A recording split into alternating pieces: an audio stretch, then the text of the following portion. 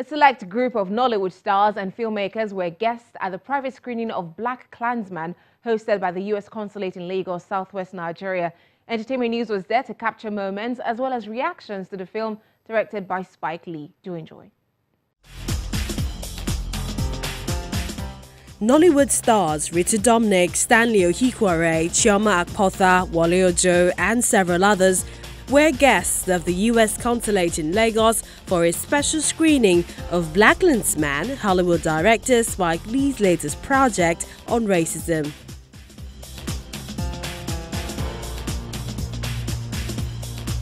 What I can tell you is it's supposed to be a movie that's going to make you think. And what you're going to think about is racism.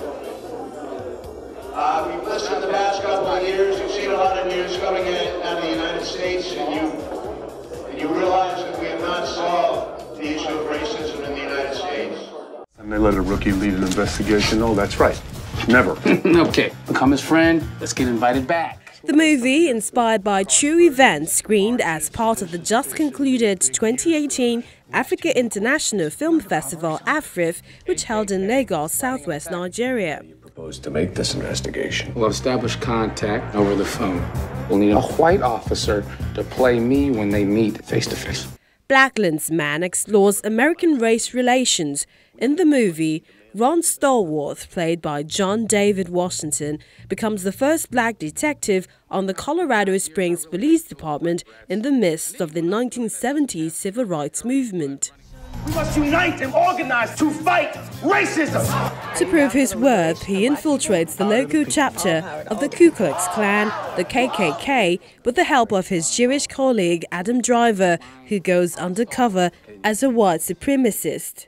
It's a crusade. For me, it's a job. You're Jewish. That hatred, doesn't that piss you off? You're taking this Jew lie detector test. Why are you acting like you ain't got skin in the game?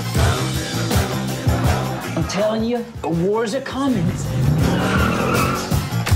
Lauded as an uncommon cinematic expression, Spike Lee's latest creation prompts stakeholders in Nigeria's film industry to aspire to new levels of storytelling and artistry. Spike Lee is a master, he's a master craftsman as a filmmaker. If you've followed his work since She's Gotta Have It to, films like Do the Right Thing, Jungle Fever, Clockers, all that stuff, you realize that, Spike Lee has a strong precedence of making, pure art cinematic pieces. And people who belong in that space,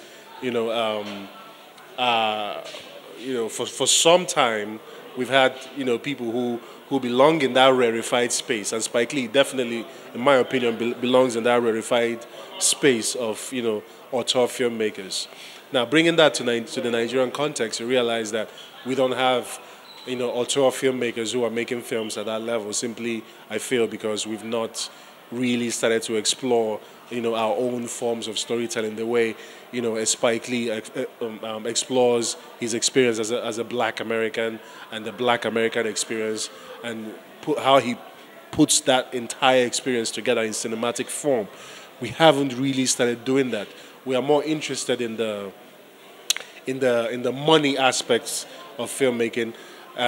So because of that, when it becomes a numbers game, then it is no longer an artistic effort.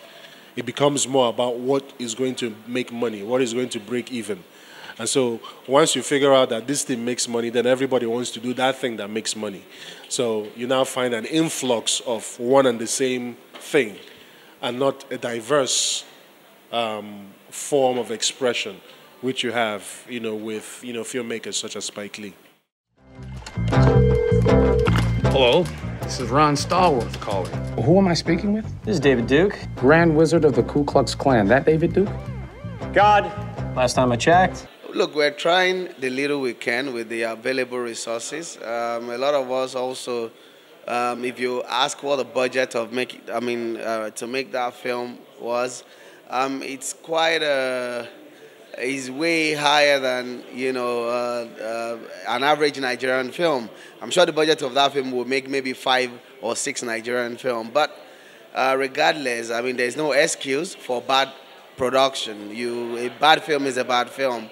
And I mean, I must really give it to him. And now I know why he got a lot of accolades in Cannes, you know, and all around the world. So I think it's a beautiful film. What can I do you for?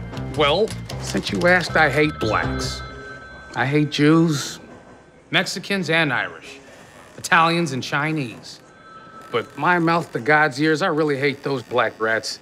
And anyone else, really, that doesn't have pure white Aryan blood running through their veins. I'm happy to be talking to a true white American. God bless white America. I won't tell you where we need to be. I won't tell you where we are. But I'll tell you about this movie and I'll compare it to our movie. With this movie, what I really saw was expressions.